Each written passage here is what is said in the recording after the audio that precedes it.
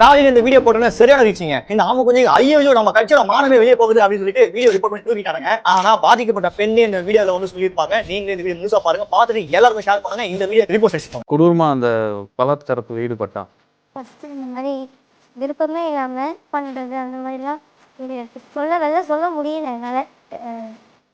வேண்டான்னு சொன்னாலுமே அது புரிஞ்சுக்கிற அளவுக்கு கூட ஒரு இது இல்லை.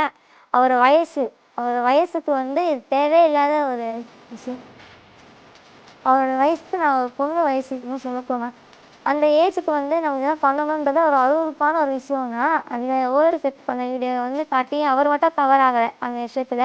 நான் மட்டும் தான் அதில் கவர் ஆகிருக்கேன். அதை மட்டும் காட்டி நீலாம் இதில் கவர் ஆகிருக்குன்னு தெரியுது, இதில் வந்து உனக்கு என்ன புரியுதுன்னா இதுக்கப்புறம் தான் நீ இன்னும் க்ளோஸாக இருக்கணும், நீ இதெல்லாம் ஒன்றும் சொல்லவே கூடாது, இதில் இன்னும் தெளிவாக இருக்க நீ தான் பண்ணியிருக்கேன்னு சொல்லிட்டு. இதில் நான் வரவே எனக்கு யாருக்கு பண்ணியிருக்கவே தெரியாது. இதை ஃபஸ்ட்டு நான் வந்து சேஃபாக இருக்கேன், ஸோ வந்து உனக்கு புரியும்னு நினைக்கிறேன், நெக்ஸ்ட் என்ன பண்ணணும்னு சொல்லிட்டு அப்படின்னு சொல்லிட்டு ஃபஸ்ட்டு விருப்பமே இல்லாமல் அதை வச்சு தான் என்னை வந்து இதுவே பண்ணார்.